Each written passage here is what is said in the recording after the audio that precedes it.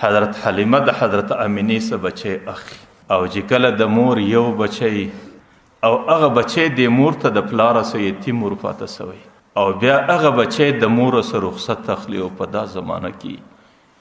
د مور پر دې زړه باندې یو کیفیت راځي. هر مور چې بیا هغه کیفیت بیانول هغه د ژبې کار نه دی، نه ژبه کې دومره طاقت شته چې هغه کیفیت دا ښکاره کړي چې د مور بیا کم کیفیت او دی وخت کې چې د مور د خولې څخه کم وځي د دعا په شکل. زما په الله قسم د بچی د مستقبل سره زری چې بیا بچی په مستقبل کې د مور په هغه دعا باندې کمی آبادی ته رسیږي او تاریخ پر دې باندې گواه دی چې مندو په ژړا کې بچی رخصت کو بیا بچان په مستقبل کې کمی درجه ته ورسي. حضرت اسماعیل علیه السلام مور په کم حالت کې رخصت کړي چې پلار ورته وایي ابراهیم علیه السلام د اسماعیل علیه السلام عمر 6 کاله دی، د ابراهیم علیه السلام عمر 98 کاله دی او پلار مور ته وایي د ابراهیم علیه السلام حضرت هاجرې مبارکې ته وایي د اسماعیل علیه السلام مور ته وایي ورته ته بچی تیار که زه بچی بیا یم، زما ملاقات دی یا زما میله ده یا څه دي یا څه دي چې کومه بانه ورته کوي. مور ډېره کې شکمنه ده ځکه پلار ظاهرا مور ته وایي چې بچی په میله پسې بیا یم، لیکن د پلار سترګې د اوښکو ډکې دي چې بچی پر کومه بیا یم.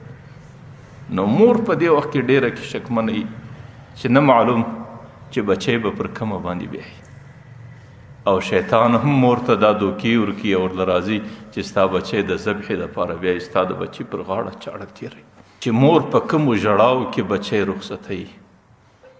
د هغې مور د ژړا هغه برکت و چې بچی د کوره څه وځي اسماعیل دی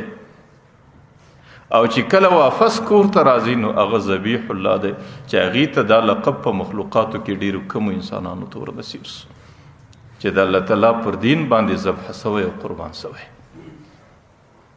حضرت موسی علیه السلام چې مور په کومو ژړاو کې رخصتوي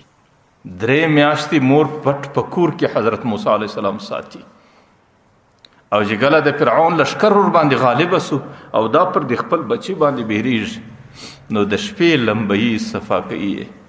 او تابوت جوړوي او په تابوت کې پنبه ورته ایږدي او د تابوت د اوبو د راوتلو ټوله سري بندوي او خپل بچی په خپل لاس ایږدي او تابوت کلفوي او تابوت دریای نیل ته ورکوي چې یو مور خپل بچی په خپل لاس دریاب ته ورشو کوي. ستاسو څه خیال دی چې د مور پر زړه به څه تېرېږي او مور به دې وخت کې کم کیفیت کومه دعا به لیکن د هغې دعا برکت دا دی چې د دې د کوره رخصتېږي موسی دی چې واپس څه زمانه بعد د دې کور ته رارسېږي کلیم الله دی چې الله تعالی هغې ته هم کلامۍ شرافت ورنصیب کوي چې په ټولو انبیاو کې الله تعالی دی د ځان لپاره د خبرو انتخابوي چې زما خبرې به برایسته ستا سره. تېره جمعه کې ما درته ویل عبدالمطلب چې د هغې نوم شیبه و د هغې د مور نوم سلما وه چې هغې بچی د مدینې منورې سره رخصتاوی یو بچی و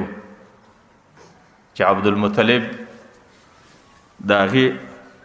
مطلب د هغې نیکه و اکا و هغې پسې ورغلی و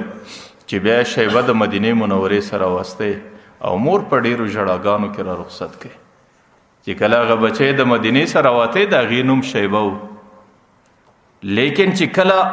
دلته راورسېدی د مور د آهو د ژړا برکت و چې هغې په قریشو کې د ټولو قریشو په مابین کې د بیت الله متولي او د زمزم ښکاره کوونکی الله تعالی دی جوړ کړي. نو زه دا وایم دا هغه د مور آه دا د مور ژړا او دا د مور هغه دلسوزي چې د بچي سره د هغې په کم شکل